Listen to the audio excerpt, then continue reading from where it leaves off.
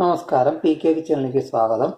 ഇന്ന് നമുക്ക് ട്രഡീഷണൽ രീതിയിലുള്ള തേൻ നെല്ലിക്ക ഉണ്ടാക്കാം. സാധാരണ കാണാറുള്ളത് പഞ്ചസാരയും ശർക്കരയും ഉപയോഗിച്ചുള്ള തേൻ നെല്ലിക്കയാണ്. പക്ഷെ ഇതിൽ തേനും നെല്ലിക്കയും മാത്രമാണുള്ളത്. അതിന് വേണ്ടത് 1 കിലോ കുരുക്കളഞ്ഞ നെല്ലിക്ക, കഴുകി വൃത്തിയാക്കിയത്, 3 കിലോ തേൻ. എങ്ങനെ ഉണ്ടാക്കാമെന്ന് നോക്കാം. ആദ്യം തന്നെ നമ്മൾ കഴുകി വൃത്തിയാക്കിയ നെല്ലിക്ക ചൂടുവെള്ളത്തിൽ ചെറുതായിട്ടൊന്ന് പുഴുങ്ങിയെടുക്കുക. ചെറുതായിട്ട് വേവിച്ചെടുക്കാനേ പാടുള്ളൂ. കൂടുതൽ വേവിച്ചാൽ നെല്ലിക്കയുടെ പോഷകഗുണങ്ങൾ നഷ്ടപ്പെടും.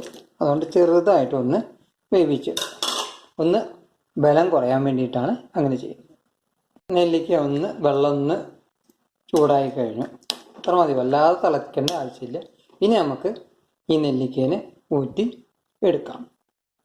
ഇനി വീണ്ടും നമ്മൾ ചെയ്യേണ്ടത് ഒരു 700 ml വെള്ളം തിളപ്പിച്ച് ചൂടാറിച്ച് എടുക്കുക. അതിലേക്ക് ചൂടാറിയതിന് ശേഷം 300 ml തേനും കൂടി ചേർക്കണം. ആ മിശ്രിതം നമ്മൾ കഴുകി വൃത്തിയാക്കിയ നെല്ലിക്ക ഒരു കുപ്പിയിലിട്ടതിന് ശേഷം അതിലേക്ക് ഒഴിക്കേണ്ടത്. കുപ്പിയോ ഭരണിയോ ആണ് നമ്മൾ സാധാരണ ഈ തേൻ നെല്ലിക്ക ഉണ്ടാക്കാൻ ഉപയോഗിക്കേണ്ട പാത്രങ്ങൾ. വെള്ളം തിളച്ച് കഴിഞ്ഞാൽ നമുക്കതൊന്ന്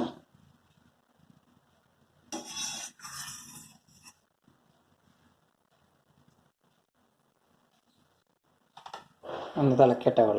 തിളച്ചാറിയ വെള്ളത്തിൽ ഒരു 300 ml തേനും ഒഴിച്ച് നമ്മൾ ചൂടാറി വെച്ചിട്ടുണ്ട്. ഇനി നമുക്ക് കുപ്പിയിലേക്ക് നമ്മളിങ്ങനെ ഗ്ലാസിൻ്റെ ബോട്ടിലേക്ക് നെല്ലിക്ക ആക്കിയിട്ട് അതിലേക്ക് ഇത് ഒഴിച്ച് വയ്ക്കാം.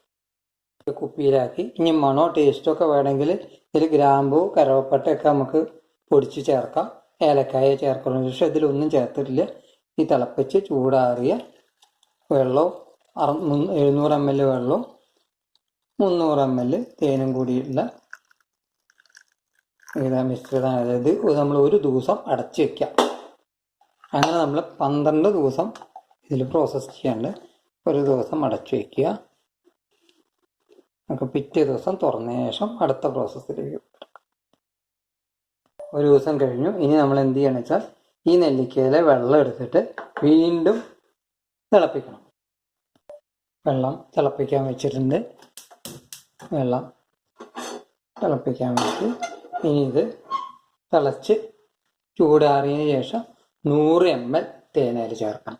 അങ്ങനെ നമ്മൾ 12 ദിവസം ചേർക്കണം. അപ്പം മൊത്തത്തിൽ 1.5 ലിറ്റർ തേൻ വെച്ചാൽ 1.5 കിലോ തേൻ. 1.5 കിലോ തേനിൽ കൂടുതൽ 1 ലിറ്റർ എന്ന് പറയുമ്പോൾ 1.5 കിലോ തേൻ അതിൽ 12 ദിവസം ആകുമ്പോഴേക്കും അതിൽ ചേരും. അപ്പോൾ ഓരോ ദിവസം തിളപ്പിക്കുമ്പോൾ അതിലെ വെള്ളത്തിൻ്റെ അംശവും നെല്ലിക്കയിൽ നിന്നുള്ള വെള്ളം ഓരോ ദിവസവും ഇതിലേക്ക് ഊറ്റി വരികയും തിളയ്ക്കുന്ന അവസരത്തിൽ വെള്ളത്തിൻ്റെ അംശം അന്ന് ബാഷ്പീകരിച്ച് പോവുകയും ചെയ്യും.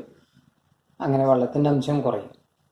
നമ്മളിത് തിളച്ച് ചൂടാറിയതിന് ശേഷം 100 ml തേനും ചേർത്ത് വീണ്ടും നമുക്ക് നെല്ലിക്കയിലേക്ക് ഒഴിക്കാം. ഒരു 100 ml തേനയിലേക്ക് ചേർക്കാം. ഏകദേശം 100 ml തേന് ചേർക്കാം.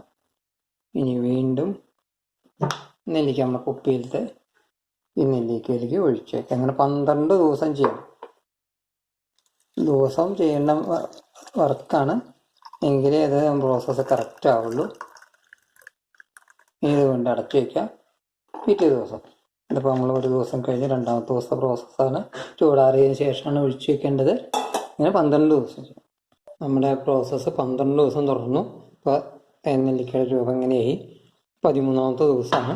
13ാമത്തെ ദിവസം നമുക്കിതൊരു പാത്രത്തിലേക്ക് നെല്ലിക്ക് വെള്ളം ഒഴിച്ച് വെച്ചിട്ട് നെല്ലിക്ക മാത്രം ഈ കുപ്പിയിലേക്ക് മാറ്റാം. നെല്ലിക്കയുടെ കളറൊക്കെ മാറി വെള്ളത്തിൻ്റെ അംശം പോയിപ്പോൾ തേനിൻ്റെ രൂപമായി. നമ്മൾ ചേർത്ത 700 ml വെള്ളവും നെല്ലിക്കയിലെ വെള്ളമൊക്കെ അതിന് ഒരു നല്ല ശതമാനം പോന്നു കഴിഞ്ഞു. ഇനി നമുക്ക് ഈ നെല്ലിക്ക എടുത്തിട്ട് കുപ്പിയിലാക്കാം. തേൻ നമുക്ക് നെല്ലിക്ക കഷായമായിട്ട് ഉപയോഗിക്കുകയും ചെയ്യാം. നെല്ലിക്ക മാറ്റി കഴിഞ്ഞു.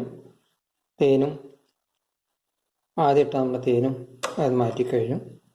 ഈ നെല്ലിക്കയിലേക്ക് ഇത് പഴയ തേനാണ്. ഇത് നമുക്ക് നെല്ലിക്ക കഷായമായിട്ട് ഉപയോഗിക്കാം. ഇനി നമുക്ക് മാറ്റി വയ്ക്കാം. ഇനി പുതുതായിട്ട് ഒരു 750 ml തേനയിലേക്ക് ഒഴിക്കാം.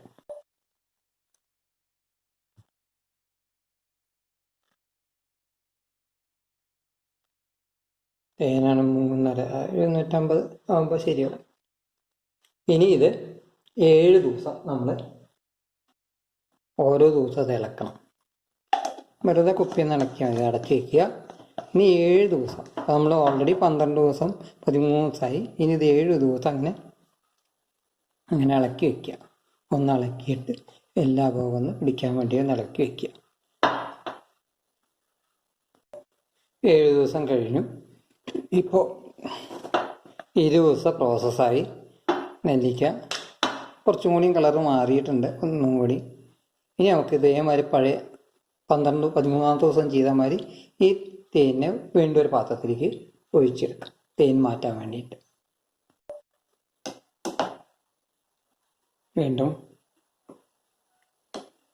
ഇതേമാതിരി ഈ തേനും നമുക്ക് മാറ്റിയിട്ട് പുതിയ തേൻ ഒഴിക്കും. ഈ തേനും നമുക്ക് നെല്ലിക്ക കഷായമായിട്ട് ഉപയോഗിക്കാം. പക്ഷെ മറ്റേ തേനിൻ്റെ അത്ര ചവർപ്പുണ്ടാവില്ല. ഈ തേനിന് കുറച്ചും കൂടി വെള്ളത്തിൻ്റെ അംശം അത് കമ്മിയായതുകൊണ്ട് തേനിൻ്റെ ടേസ്റ്റ് തന്നെ ഉണ്ടാവുക. അപ്പോൾ നമ്മൾ ഉപയോഗിച്ച 2 പ്രാവശ്യം ഉപയോഗിച്ച തേനും നമുക്ക് തേനിൻ്റെ ആവശ്യമായിട്ട് തന്നെ നമുക്ക് നെല്ലിക്ക കഷായമോ അങ്ങനെയായിട്ട് ഉപയോഗിക്കാം. അതുകൊണ്ട് നമ്മളിത് ഉപയോഗിക്കുന്ന തേൻ ഒരിക്കലും നമുക്ക് നഷ്ടപ്പെടുന്നില്ല.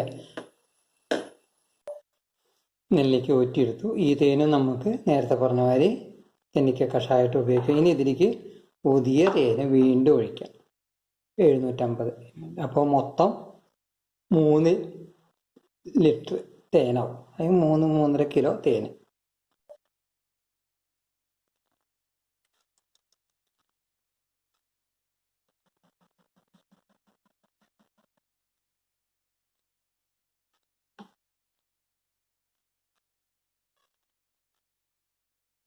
വീണ്ടും അതിനകത്ത് തേനൊഴിച്ചു. ഇപ്പം ടോട്ടൽ 20 ദിവസം കഴിഞ്ഞു. ഇനി നമ്മളൊരു 5 ദിവസം 10 ദിവസം വേണമെങ്കിൽ ഈ 5 ദിവസം നമ്മൾ ഇതേമാതിരി ഇത് അടച്ചു വെക്കുക.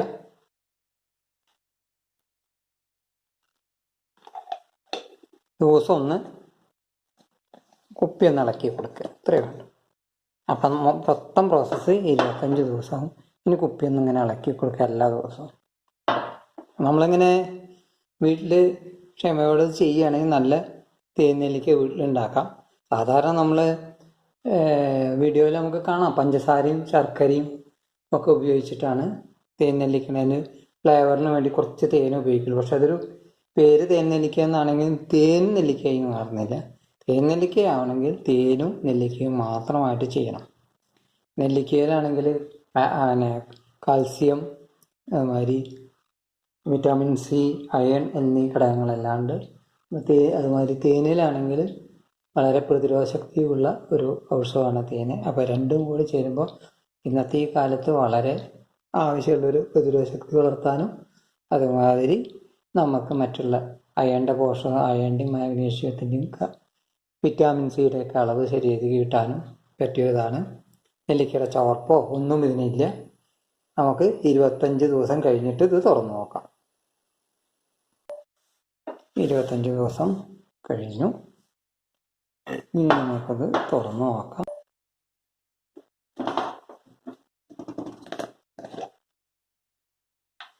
തേൻ നെല്ലിക്ക റെഡിയായി.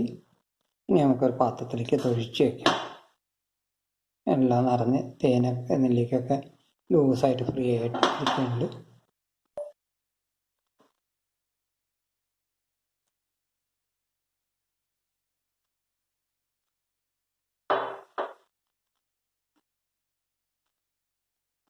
തേൻ കട്ടി കൂടിയിട്ടുണ്ട്.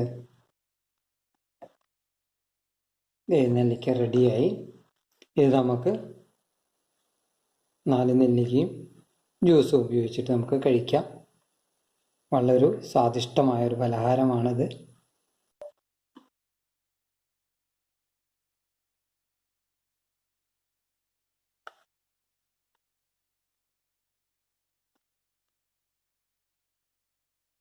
ലൈറ്റ് കുറവാണ്.